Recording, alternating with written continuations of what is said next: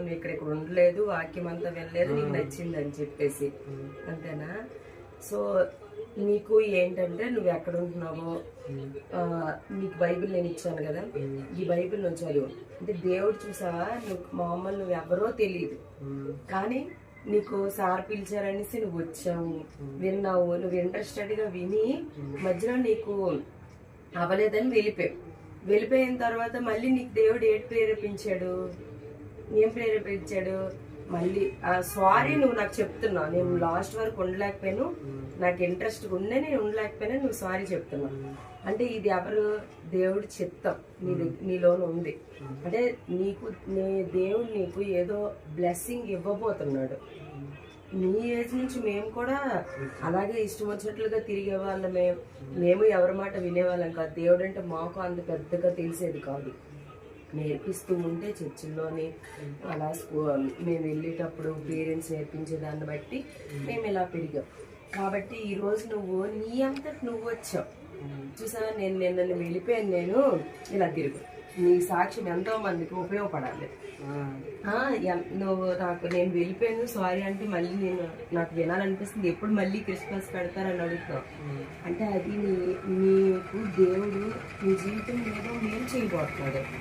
అందుకు నువ్వు నిన్న అయిపోయింది, మళ్ళీ ఈరోజు చూసావు అదే టైంకి వచ్చి అడుగుతున్నావు. సో ఈ బైబిల్ నువ్వు ఏంటంటే ఫస్ట్ ఆదికాండం ఉంటుంది, ఇక్కడ నుంచి నువ్వు స్టార్ట్ చేయి. ఇక్కడ నుంచి స్టార్ట్ చేస్తే అలా చదువుతూ ఉండు. నీకేమైనా డౌట్స్ వచ్చినప్పుడు నన్ను అడుగు, నా ఫోన్ నెంబర్ తీసుకో. ఎవ్రీడే నువ్వు బైబిల్ రీడింగ్ చేయి. నీకు ఇంకా చర్చికి రావాలంటే మాతో రా. సండే 9:30కి సర్వీస్ ఉంటుంది, మేము తీసుకెళ్తాం. కాకపోతే మా కారులో మా చర్చికి కూడా రావచ్చు.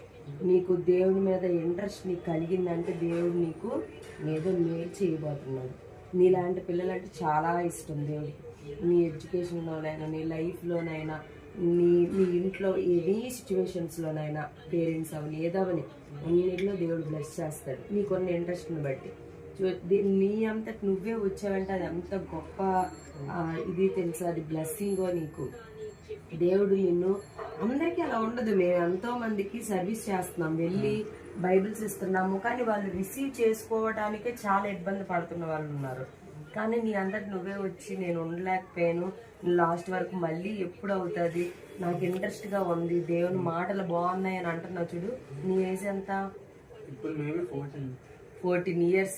Very good. అసలు నువ్వు ఈ ఏజ్ నుంచి నువ్వు అంత నాలెడ్జ్ పెంచుకుందాము, దేవుళ్ళో ఉందాము అనడం అనేది, ఈ ఏజ్లో అందరూ చిల్లరగా తిరుగుతారు.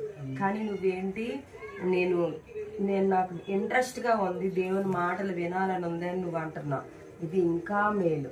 అంటే నీలాంటి వాళ్ళే నేను నిన్న పెట్టిన కాన్సెప్ట్ కూడాను ఎవరో ఒకళ్ళు తెలుసుకోవాలి, దేవుణ్ణి తెలుసుకోవాలి అనుకున్నాను.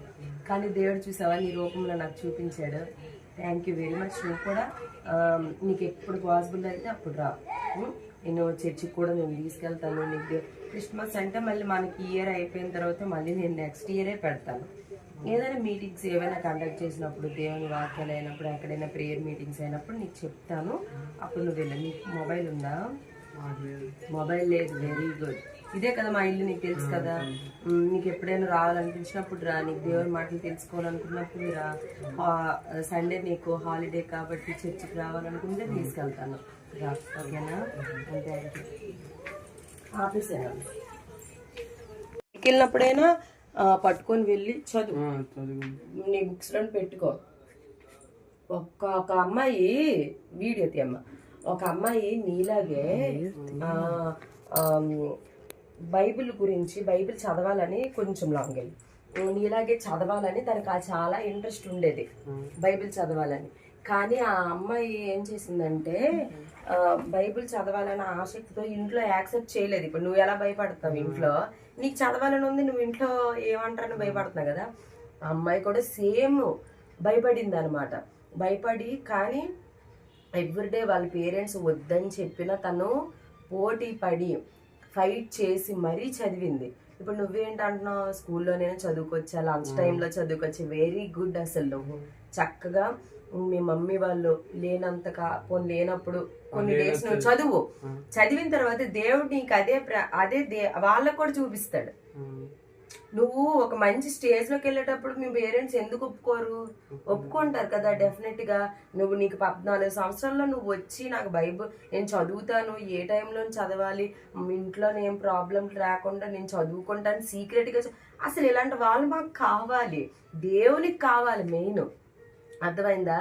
నువ్వు దేవునికి కావాలి కాబట్టి నువ్వు మళ్ళీ వచ్చావు, నువ్వు వెతుక్కొని వచ్చావు, నువ్వెవరో నాకు తెలీదు, అయినా నువ్వు వెతుక్కొని వచ్చావంటే అసలు మెరాకిల్ ఇది. అసలు నేను చేసిన దానికి సాటిస్ఫై అయిపోయాను, ఇప్పుడే హ్యాపీ ఫీల్ అవుతున్నాను. దేవుడు నీ ద్వారా నాకు చూపించాడు, ఒక సాక్ష్యాన్ని ఇచ్చాడు నాకు. సో బ్లెస్డ్ అవుతావు నువ్వు. నేను ప్రేయర్ చేస్తాను, కళ్ళు మూసుకో, ఓకేనా? నీ పేరు దివ్యేంద్ర. ఓకే.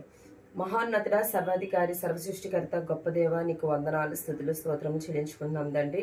నేను జరిగిన కార్యక్రమం అంతట్లో మీరు తోడుగా ఉండి నడిపించిన విధానాన్ని బట్టి నీకు వందనాలు తండ్రి. నీ బిడ్డ నాయన దివ్యేంద్ర నిన్నను ఆటోమేటిక్గా సార్ని కలిసి ప్రోగ్రామ్కి వచ్చి మళ్ళీ మధ్యలో వెళ్ళిపోయిన ఆయన బాధతో మళ్ళీ ఈరోజు వచ్చి నాకు సారీ చెప్పి నాకు ఇంట్రెస్ట్గా ఉంది, మళ్ళీ ఎప్పుడు క్రిస్మస్ అవుతుంది అన్న ప్రతి వర్డ్ నా హార్ట్కి టచ్ అవుతుంది.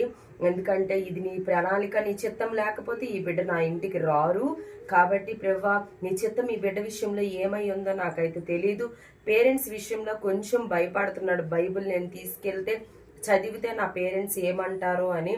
కానీ అయినా ఆసక్తి ఉంది, నేను స్కూల్లోనే చదువుకుంటాను, సీక్రెట్గా లంచ్ టైంలో నేనే చదువుకుంటానని, సీక్రెట్గా చదువుతాను అన్న ఆ వర్డ్ నుంచి బహిరంగంగా చదువుకుంటాను అన్నంత వరకు ఈ బిడ్డకి జ్ఞానం ఇవ్వండి ప్రభువా. నీకు వందనాలు, స్తుతులు, స్తోత్రములు చెల్లించుకుంటున్నాము.